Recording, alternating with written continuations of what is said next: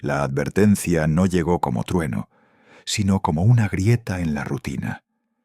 El sol se detuvo un instante más de lo habitual antes de caer. Las sombras no coincidieron con los cuerpos. El silencio se espesó. Quien supiera leer los signos entendió que alguien había cruzado un límite invisible. El caminante era conocido por su constancia, no por su fuerza. Habitaba las alturas, donde el horizonte parece promesa, y su tarea era custodiar la permanencia. No imponía orden, lo sostenía. Su mundo no se medía en posesiones, sino en presencia. Por eso, cuando una presencia faltó, todo el conjunto se inclinó como una balanza herida. No dejó atrás a los otros por desprecio, sino por confianza. Hay abandonos que son actos de fe. Descendió hacia la región donde la voz se apaga y el nombre se desgasta. Allí, los senderos se bifurcan según el temor de quien los pisa. El caminante avanzó guiado por una certeza frágil. Lo extraviado no se pierde solo, es empujado. Las pruebas no se presentaron como obstáculos, sino como espejos. En uno vio su propia tentación de quedarse. En otro, el rostro de quienes se creían irreprochables por no haberse movido nunca. La voz regresaba a intervalos, no para orientar, sino para recordar el motivo del paso siguiente. Cada señal exigía una elección sin aplausos. La noche cayó con peso ritual. El fuego no calentaba. El silencio hablaba en capas. Entonces apareció la figura caída, no rota, sino doblada hacia adentro. No pedía auxilio. Había aprendido a no esperar.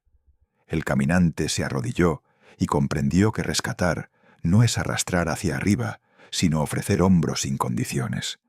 Al cargarlo, sintió como el miedo ajeno intentaba nombrarlo. No lo permitió.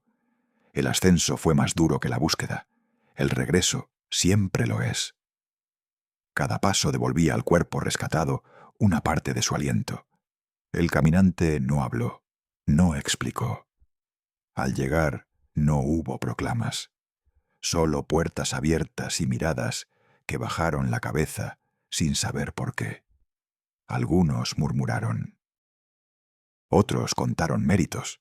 El cielo no respondió, porque el juicio no había sido pronunciado, había sido vivido. Aquella noche, una pregunta quedó suspendida como brasa. ¿Qué vale más, no haberse ido nunca o haber sido traído de vuelta? Nadie dio respuesta. El caminante se sentó en el umbral y dejó que el eco hiciera su trabajo. ¿Por qué hay verdades que no se enseñan? Se escuchan cuando uno acepta perder el camino para entender por qué existe el regreso. El presagio tomó forma de incomodidad.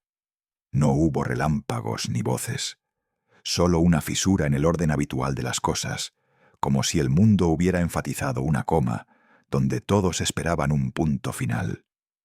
Algo estaba siendo revelado, no para consolar, sino para dividir. El narrador caminaba entre rostros acostumbrados a las normas. Su manera de enseñar no consistía en declarar verdades, sino en exponer escenas tan comunes que nadie podía rechazarlas sin delatarse. Habló de cuidadores, de animales errantes, de pérdidas que no se aceptan como inevitables. En ese entorno, vigilar era una tarea conocida, casi sagrada. Y buscar al ausente no era heroicidad, era deber. La historia avanzaba con naturalidad hasta tocar una fibra sensible. El buscador dejaba atrás a los que estaban seguros. No por desprecio, sino porque la urgencia no espera consensos. El narrador no adornaba ese gesto. Lo presentaba como una consecuencia lógica del cuidado auténtico. Lo perturbador llegaba después, cuando el retorno no se vivía en silencio, sino en celebración abierta. La alegría excesiva descolocaba. Convocar a otros, encender luces, elevar la voz por uno solo, parecía un error de proporción. Y ahí surgía la herida latente. ¿Qué ocurre con los que siempre estuvieron ahí? El narrador no suavizaba la tensión, permitía que la incomodidad respirara. Algunos entendían que la permanencia también tiene su recompensa, que la estabilidad sostiene el tejido invisible del mundo. Pero otros percibían una acusación más profunda, dirigida a quienes habían construido su identidad sobre la idea de no necesitar corrección. Personas que confundían rectitud con autosuficiencia, que miraban el regreso ajeno como amenaza a su superioridad. La figura de los que se consideraban completos emergía sin ser nombrada. No eran culpables de haberse quedado, sino de haber cerrado la puerta al reconocimiento de su propia fractura. El narrador dejaba claro, sin decirlo, que quien cree no necesitar retorno ha renunciado a la posibilidad de la alegría verdadera. La enseñanza no resolvía el dilema, lo profundizaba. La celebración del reencuentro no negaba la existencia de los que permanecieron, pero sí cuestionaba el valor de una justicia que no sabe alegrarse por lo que fue rescatado. El silencio posterior era más elocuente que cualquier sentencia. Cuando la historia terminó, no hubo instrucciones ni consuelo. Solo quedó flotando una imagen inquietante. Un lugar donde la alegría estalla, no por la perfección, sino por el regreso. Y en ese espacio incómodo, cada oyente tuvo que preguntarse, sin testigos, si su fidelidad era refugio o escondite. El último presagio no fue luz ni sombra, sino una inversión del sentido común. No todos necesitan ser llamados, porque no todos creen haberse extraviado. Esa inversión quebró el suelo invisible sobre el que muchos se sostenían. El que desciende jamás fingió neutralidad. Su trayecto estaba orientado hacia lo que sangra, no hacia lo que presume integridad. No se acercaba a quienes se proclamaban completos, sino a los que habían sido etiquetados como irrecuperables. Su paso no confirmaba jerarquías, las desarmaba. Allí donde la autosuficiencia erigía altares, él trazaba rutas de retorno. La narrativa regresaba obsesivamente al mismo punto, no a la estabilidad del conjunto, sino al desvío. No a la multitud, sino al cuerpo ausente. El foco no estaba en los que permanecieron, sino en el que faltaba. En lo que fue seguido, levantado, sostenido y finalmente acogido. Todo el peso simbólico descansaba sobre ese movimiento, porque el sentido no estaba en conservar, sino en restaurar. El que desciende dejaba flotando una comparación imposible de ignorar. Si un cuidador limitado abandona la seguridad para seguir una señal débil, ¿qué hará aquel cuya entrega no conoce final? La respuesta no se pronunciaba, se sentía. Buscar no era una opción, era identidad. Y ninguna pérdida era aceptable como definitiva. La lógica humana protestaba. Uno parece insignificante frente a la masa. La permanencia parece más valiosa que el regreso. Pero el relato proponía otra aritmética. La totalidad se rompe con una sola ausencia. Porque el valor no reside en el número, sino en la fidelidad al que falta. Entonces emergía una verdad más profunda y más incómoda. Lo extraviado no retorna por voluntad propia. No por falta de deseo, sino por incapacidad. Su orientación es frágil, su fuerza limitada. Necesita ser encontrado. La iniciativa no nace del fondo del vacío, sino del movimiento del que aún ve. El rescate no es un mérito alcanzado, es una decisión tomada desde fuera. Los seres humanos buscan alivio donde pueden. Algunos en normas, otros en posesiones, otros en reconocimiento efímero. Caminan convencidos de que hallarán descanso si acumulan suficiente brillo. Pero cuando el que cae es finalmente sostenido, comprende algo que desmonta toda soberbia. No fue su esfuerzo lo que provocó el encuentro, sino una voluntad que nunca lo perdió de vista. La historia entonces giraba, sin aviso, hacia quienes escuchaban. Porque entender no era suficiente. Había que elegir una postura frente a la pérdida ajena, rechazarla, minimizarla, esperar a que regrese sola, o ir en su busca. El relato se volvía advertencia silenciosa contra aquellos que, seguros de su rectitud, se niegan a reconocer su propia grieta. El que desciende no exaltaba la caída, exaltaba el regreso, no glorificaba la herida. Glorificaba la restauración y dejaba suspendida una imagen final sin explicación, una figura avanzando con carga sobre los hombros, mientras otros observan desde la distancia, incapaces de alegrarse.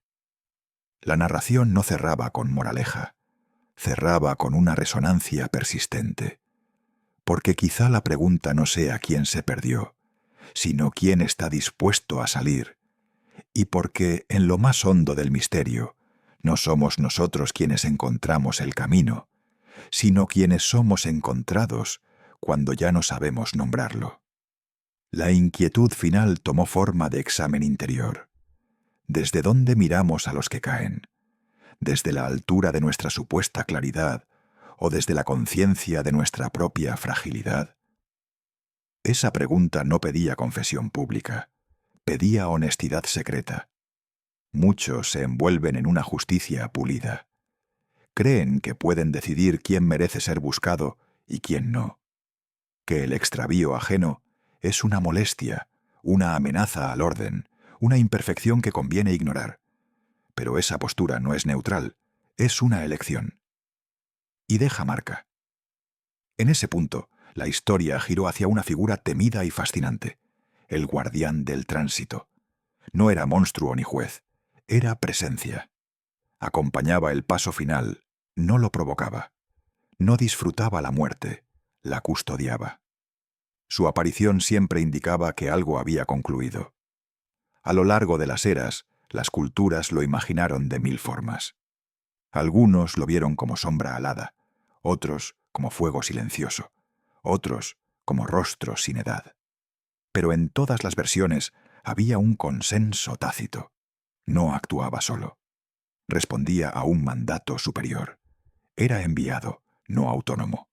Las crónicas hablaban de momentos en los que multitudes cayeron sin advertencia, de noches en que el amanecer reveló un campo inmóvil, de juicios que no admitieron apelación. Pero incluso en esos relatos extremos, el guardián no era presentado como origen del castigo, sino como su ejecutor silencioso. Esa distinción importaba más de lo que parecía, porque desplazaba el foco de la figura temida hacia la causa profunda. No era el guardián quien decidía, era el límite alcanzado, era la consecuencia de un tiempo agotado. Algunos se debatían sobre si el poder supremo actuaba directamente o enviaba a su mensajero. Esa discusión atravesó generaciones sin resolverse. Tal vez porque la respuesta no cambiaba lo esencial. El final llega. Y cuando llega, no distingue apariencias. La narración colocaba entonces dos figuras en tensión. El guardián, que acompaña cuando ya no hay camino, y el buscador, que sale cuando todavía queda uno. Uno aparece al cierre, el otro irrumpe antes del colapso. Uno confirma el final, el otro lo desafía.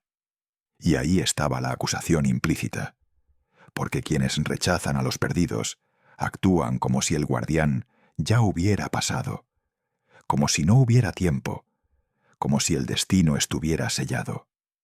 Adoptan una postura de cierre cuando aún hay senderos abiertos. Ese gesto es peligroso, no por severo, sino por arrogante, porque convierte la propia comodidad en criterio último, porque olvida que nadie se salva a sí mismo, porque confunde firmeza con frialdad. La historia no demonizaba al guardián del tránsito, lo respetaba, lo colocaba en su lugar exacto.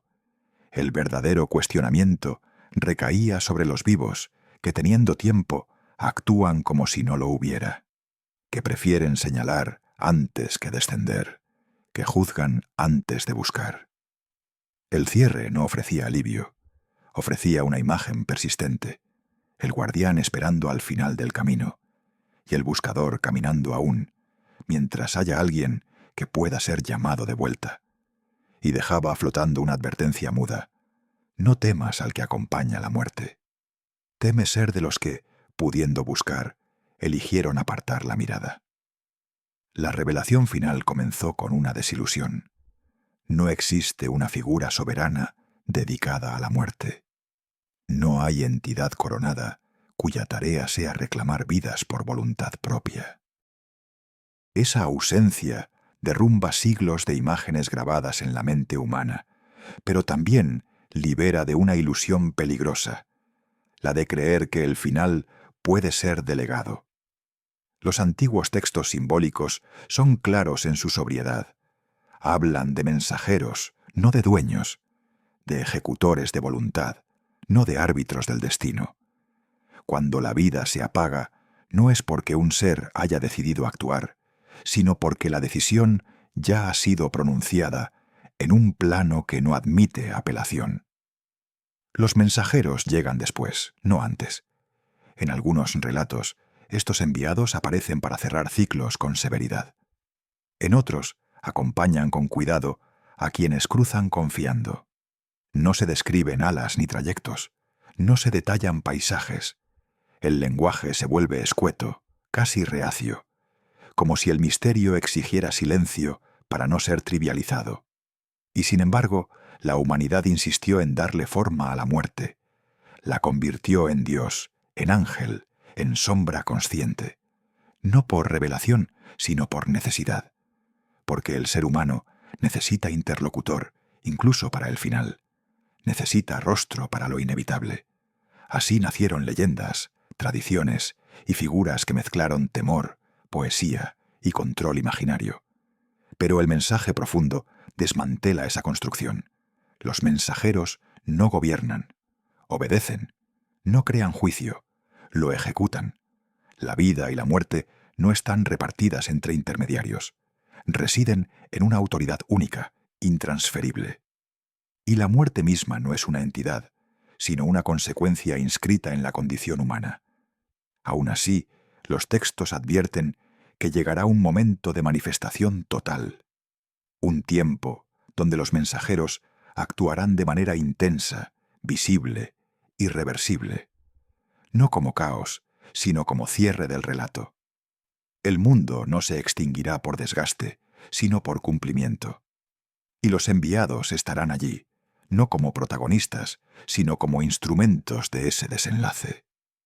Dentro de esa gran narrativa emerge una celebración antigua, marcada por una noche de tránsito.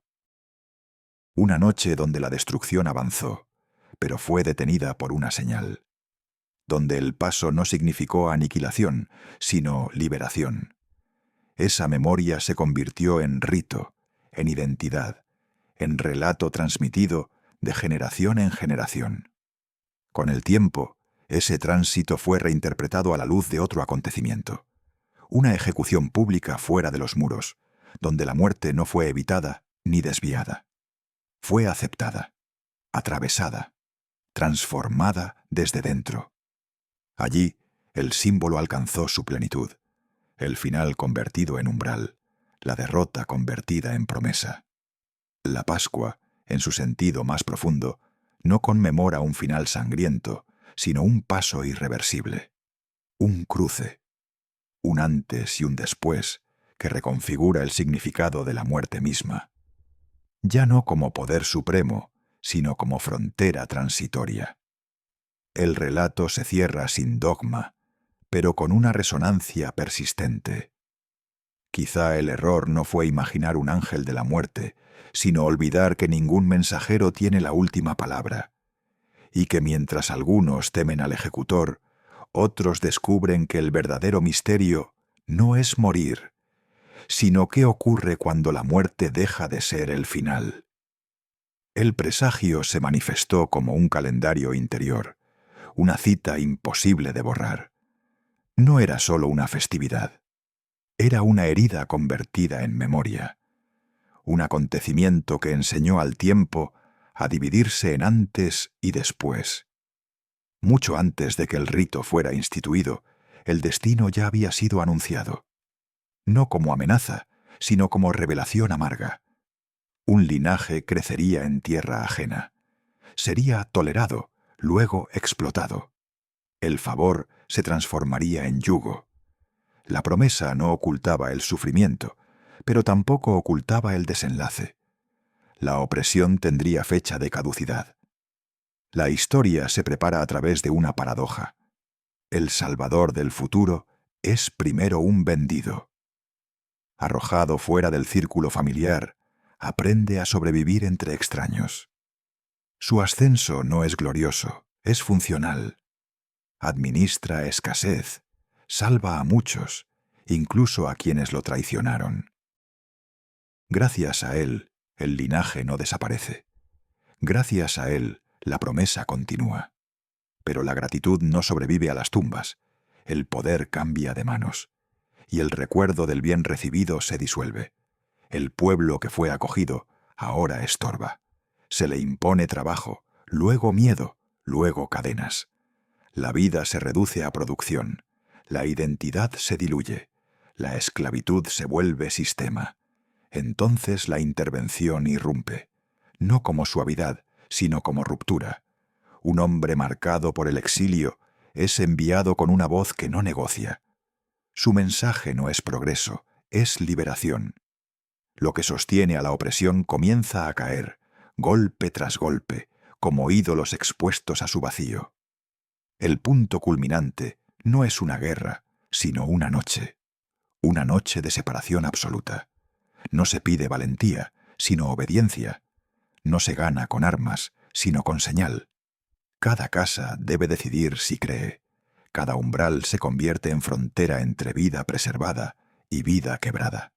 La preparación es austera, un alimento sin espera, un sabor que recuerda el dolor pasado, un cuerpo listo para partir. No se come para disfrutar, se come para salir. La sangre en la puerta no es adorno ritual, es lenguaje silencioso. Dice, aquí hay escucha, aquí hay respuesta. Cuando el juicio atraviesa la tierra, no se detiene por compasión sentimental, sino por señal reconocida. La noche no distingue rangos ni coronas, solo umbrales marcados. El amanecer revela el costo de la resistencia y el inicio de la marcha. Desde ese día, el rito se repite, no para recrear el terror, sino para preservar el sentido. Cada generación vuelve a la mesa, no como espectadores, sino como herederos. El relato no envejece porque no pertenece al pasado. Pertenece a toda situación donde la opresión se normaliza y la salida parece imposible. La Pascua no es solo recuerdo, es advertencia. Enseña que la liberación exige disposición, que la espera cómoda es enemiga del paso, que la sangre en el umbral no simboliza muerte, sino tránsito, y que la verdadera adoración no ocurre en la huida, sino en el acto de cruzar. El eco final no se formula en doctrina, sino en imagen. Un pueblo comiendo de pie, con la noche aún densa, confiando en que el paso será posible, y deja flotando una pregunta que atraviesa siglos. Cuando llegue nuestra noche decisiva, ¿tendremos el umbral marcado y el corazón dispuesto a salir? El presagio tomó forma de repetición precisa, casi obstinada. Cada año el mismo intervalo, el mismo gesto, la misma preparación que obligaba al cuerpo y a la memoria a alinearse. La Pascua no toleraba descuido. Era un acto que exigía exactitud, porque hablaba de un cruce que no admite ambigüedades. Todo comenzaba con una elección silenciosa. Un animal íntegro era separado del rebaño, no por azar, sino por perfección. Durante días permanecía cerca, visible, casi familiar. Esa cercanía no era sentimentalismo, era confrontación. Lo que se entregaría debía ser conocido. Nada de sacrificios abstractos, nada de distancias cómodas. La noche decisiva no permitía fragmentos. El cuerpo debía permanecer entero, ningún hueso quebrado, ninguna porción guardada. Lo que quedaba se consumía en fuego. El rito enseñaba sin palabras que la liberación no se administra, se consume, que no hay mañana para lo que debe cumplirse ahora. La mesa era simple y severa, pan sin fermento, porque la espera no estaba permitida, hierbas amargas, porque el pasado no debía embellecerse. El sabor recordaba lo que costó llegar hasta allí. El cuerpo, vestido para partir, no encontraba comodidad. Comer era acto de fe. Se comía creyendo que el paso ocurriría. Cada familia transmitía el sentido, no como lección teórica, sino como herencia viva. Cuando los hijos preguntaban, no se respondía con conceptos, sino con memoria, porque una vez salimos, porque una vez fuimos preservados cuando el juicio atravesó la tierra, porque la señal nos marcó y seguimos vivos. El rito no era inflexible, reconocía el límite humano. Quien no pudo participar en el tiempo exacto, recibía otra oportunidad. La Pascua no excluía por fragilidad. Se reabría para quienes no eligieron la ausencia. La liberación no se restringía a los perfectos. Durante los años errantes, el rito quedó suspendido. El tránsito continuo impedía el gesto fijo. Solo al asentarse, volvió la celebración. Y así atravesó generaciones, sobreviviendo a la estabilidad y al colapso, hasta alcanzar su punto de máxima intensidad. En los días del templo, la ciudad se convertía en un torrente humano. Miles acudían desde tierras lejanas. El sacrificio se multiplicaba hasta volverse abrumador. La sangre corría sin descanso. El paisaje se teñía de rojo, no como espectáculo, sino como advertencia. El precio acumulado era inmenso, el pecado no era liviano. Y entonces, en ese mismo tiempo, apareció aquel que no llevó cordero alguno. Él mismo se ofreció. No fue separado con honores, fue señalado con traición, arrestado sin ceremonia, expuesto públicamente. Su muerte ocurrió mientras la ciudad celebraba el paso antiguo, como si el símbolo alcanzara su clímax sin ser reconocido. Todo lo anterior había sido preparación, lenguaje anticipado, ensayo colectivo. La sangre de generaciones señalaba hacia una sola entrega, capaz de cerrar la herida original. Cuando el templo cayó y el sacrificio ritual se volvió imposible, el significado no se perdió, se desplazó. La Pascua dejó de depender de muros y altares. Se replegó hacia el interior. El umbral ya no fue una puerta física, sino una decisión profunda. El pan sin fermento se volvió disposición. Las hierbas amargas, memoria honesta. El cordero, entrega total. El rito no murió. Cambió de lugar y dejó una imagen persistente que atraviesa el tiempo. Personas comiendo de pie, en la noche, confiando en que el paso será real. Y una pregunta que no envejece. Cuando llegue el momento decisivo, ¿estaremos listos para cruzar o seguiremos esperando que alguien más marque nuestro umbral? El presagio se cerró con un detalle silencioso, casi imperceptible para los ojos apresurados. El cuerpo no fue quebrado. En un mundo que despedaza, que fragmenta, que consume hasta el último resto, aquella integridad resultó inquietante. Como si incluso en la muerte algo estuviera siendo preservado. La noche previa había sido distinta, no solemne en apariencia, pero cargada de un peso irrepetible. Una mesa compartida sin saberlo del todo, un gesto antiguo resignificado. Pan y vino ofrecidos no como tradición heredada, sino como anticipo de una ausencia inminente. Aquella cena no cerraba un ciclo cualquiera, cerraba siglos. Después de esa noche, ningún cordero volvería a ser suficiente. Ninguna sangre volvería a señalar nada nuevo. El símbolo había alcanzado su límite. La realidad estaba a punto de irrumpir con una violencia que no necesitaba explicación. El sacrificio que siguió no admitió repetición. No fue un acto entre muchos, fue definitivo. No necesitó corrección ni complemento. Todo lo que había sido anunciado quedó contenido en un solo momento. La sombra se disolvió al contacto con lo real. El tiempo se volvió objeto de discusión. Algunos contaron días, otros disputaron cronologías, pero el acontecimiento rompió el marco del calendario, porque lo decisivo no fue la fecha, sino el sentido. El rescate no volvería a ejecutarse. Desde entonces, la mesa cambió. Ya no se comía con prisa exterior, sino con conciencia profunda. El pan dejó de recordar una huida física y comenzó a señalar un cuerpo entregado. El vino dejó de evocar protección momentánea y pasó a testimoniar una sangre derramada de una vez para siempre. La antigua celebración miraba al futuro, esperando cumplimiento. La nueva memoria mira al pasado, reconociendo consumación. Pero ambas convergen en una misma tensión. La esperanza de un encuentro final, donde la mesa ya no será frágil ni temporal. Aquella última cena fue compartida con unos pocos, pero su alcance no quedó restringido. La promesa se abrió hacia una comunión futura, no limitada por el miedo ni por la traición, sino sostenida por la gloria de lo cumplido. Por eso, aferrarse al rito antiguo sería desconocer su propósito. Volver a la sombra cuando la sustancia ya se manifestó. Insistir en el signo cuando el significado se hizo carne. La verdadera celebración dejó de depender de estaciones o festividades fijas. No se ancla a un mes ni a un templo.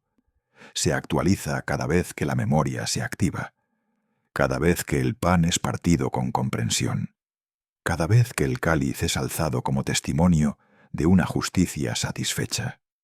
En ese desplazamiento de sentido, la cultura añadió elementos ajenos, símbolos de fertilidad, de dulzura, de consumo, intentos de domesticar lo que fue radical, de suavizar lo que costó sangre.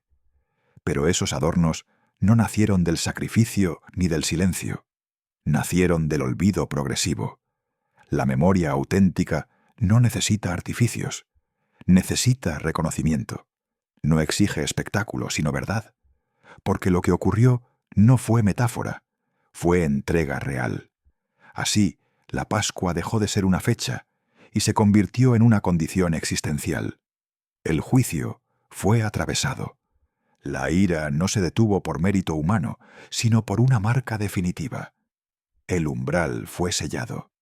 El relato se cierra sin dogma, pero con una imagen persistente. Una mesa sencilla, pan partido, vino ofrecido y un sacrificio que ya no necesita repetirse. Y deja flotando una pregunta que atraviesa generaciones. ¿Seguimos buscando símbolos nuevos? ¿O vivimos desde la realidad de que el paso ya fue consumado? El presagio final adoptó la forma de una distorsión. Cuando la fe se mezcla sin discernimiento, pierde peso. No se vuelve más amplia, se vuelve más liviana. Y lo liviano no sostiene cuando llega la noche. Muchos abrazaron símbolos ajenos con entusiasmo, no por revelación, sino por comodidad. La mezcla pareció inclusiva, práctica, atractiva. Pero en ese cruce, el núcleo se desplazó. El sacrificio se volvió decorado. El tránsito, folclore. La verdad, accesorio. Sin embargo, el tiempo seguía ofreciendo una grieta. Una pausa anual donde las familias se reúnen, donde las preguntas resurgen aunque no se formulen. Ese momento no exige ritual antiguo, sino claridad. No demanda repetir la sombra, sino señalar la realidad cumplida. Decir, sin imponer, que el cordero no es símbolo pendiente, sino entrega consumada. Que las cadenas no se rompieron por sincretismo, sino por obediencia hasta el final. La sabiduría no cancela el calendario, lo resignifica. Usa la reunión para sembrar memoria, no como dogma, sino como relato. Un relato que comienza en esclavitud aceptada y culmina en libertad conquistada desde fuera. Un relato donde la cruz no es adorno, sino quiebre definitivo del juicio. Y más allá del presente, el relato apunta a un cierre mayor, no a una repetición cíclica, sino a una restauración total. Un tiempo donde no habrá símbolos, porque no habrá distancia. Donde la comunión será plena y la herida original ya no dolerá. Esa esperanza no necesita promoción. Se sostiene sola. Pero la narración gira, como suele hacerlo, hacia lo aparentemente secundario. En una aldea sin murallas vive un hombre cuyo nombre no despierta temor ni reverencia. Jesé, agricultor, pastor, padre. Su vida no marca épocas, no decreta leyes, no lidera ejércitos. Pero su historia se entrelaza con la promesa de manera silenciosa. Pertenece a una tribu cargada de expectativa. Desciende de extranjeros redimidos y de campos rescatados. Su prosperidad no es ruidosa, es suficiente, estable. Vive rodeado de hijos, muchos, demasiados para la memoria exacta. Los textos discuten su descendencia. Un nombre que aparece y desaparece. Una hija atribuida a otro padre. Un número que no coincide. Los comentaristas debaten, proponen errores, sugieren adopciones, pero la confusión no invalida la historia, la profundiza, porque la promesa no avanza por listas perfectas, avanza por familias reales, con omisiones, con silencios, con hijos que no encajan, con herencias que se transmiten sin claridad absoluta, y entre todos uno queda al margen, el menor, el invisible, el que no es llamado cuando llega el momento decisivo. Jesé no lo presenta porque nadie lo espera, y sin embargo ahí se concentra el futuro. La enseñanza no se formula en tesis, se revela en contraste. La Pascua no culmina en adornos ni en repeticiones vacías. Culmina en una línea que atraviesa generaciones imperfectas hasta llegar a una entrega perfecta. Jesé no entendió su lugar en el momento, como muchos, pero fue suficiente con que cuidara lo suyo, transmitiera lo que sabía y no interrumpiera el hilo. A veces, la fidelidad consiste solo en no cortar la historia. El eco final no invita a comentar ni a compartir enlaces. Invita a discernir, a elegir entre ruido y memoria, entre mezcla cómoda y verdad costosa, entre símbolo vacío y cumplimiento vivo, y deja flotando una imagen que no se olvida fácilmente, una promesa que avanza incluso cuando nadie la está mirando, y un cordero que ya no necesita explicación, solo reconocimiento. El presagio no se reveló en la figura del héroe, sino en la repetición obstinada de un nombre asociado siempre a otros. Jesé. Nunca el centro, siempre el origen. Como si la historia insistiera en recordarnos que lo esencial rara vez se presenta como protagonista. De su casa surgieron guerreros, hombres cuya valentía quedó grabada en relatos de sangre y estrategia. Nietos que encabezaron ejércitos. Hijos que ocuparon lugares de honor. Su linaje no fue insignificante, fue abundante. Pero la abundancia no garantizó elección. Cuando llegó el momento del discernimiento, Jesé actuó según la lógica humana. Alineó a sus hijos fuertes, a los preparados, a los que representaban continuidad visible. Los presentó uno por uno ante la mirada que no buscaba estatura ni voz firme, y uno por uno fueron descartados. La escena no fue dramática, fue desconcertante. La pregunta que siguió no fue acusación, sino revelación. ¿Eso es todo? Jesé respondió desde la costumbre. Quedaba uno, el menor, el que no contaba, el que no había sido convocado porque estaba lejos, cumpliendo una tarea menor. Cuidar ovejas no parecía preparación para reinar. Era trabajo silencioso, repetitivo, invisible, pero fue precisamente ese el llamado. Cuando el menor llegó, el ambiente cambió sin necesidad de explicación. No hubo argumentos, no hubo análisis, solo una confirmación interior que quebró toda expectativa. La elección se selló sin comprenderse. La promesa quedó suspendida en el aire, sin instrucciones claras. Nadie celebró. Nadie entendió. Jesé ya era anciano. Su papel no fue acompañar el cumplimiento, sino aceptar la incertidumbre. Ver partir al hijo ungido sin ver trono. Verlo servir a un rey inestable. Verlo exponerse al ridículo frente a un gigante. Verlo convertirse en amenaza para el poder establecido. Y cuando la persecución alcanzó niveles intolerables, el padre fue desplazado, protegido en tierra extranjera por decisión del hijo. La autoridad se invirtió. El que engendró fue resguardado por el engendrado. Así avanza la historia cuando la promesa madura. Durante años, el nombre Hijo de Jesé fue pronunciado con desdén, como recordatorio de origen humilde, como forma de minimizar la grandeza emergente. Pero el lenguaje cambia con el tiempo. Lo que fue burla se volvió identidad honorable. El origen ya no restaba, fundaba. Entonces, las antiguas imágenes cobraron vida.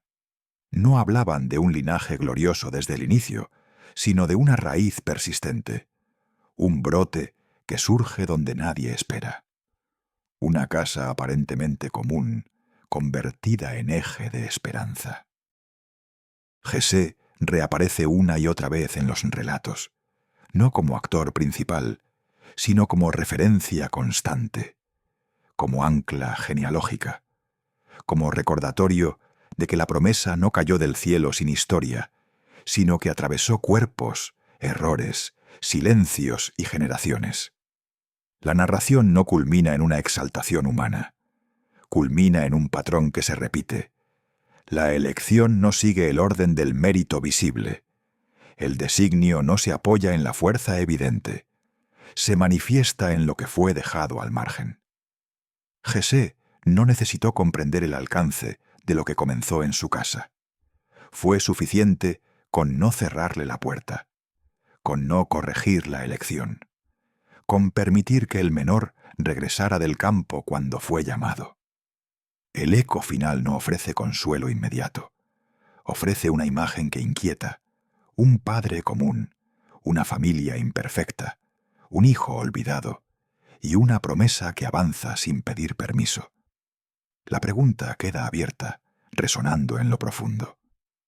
¿A quién estamos dejando fuera de la sala, mientras el futuro está esperando en el campo?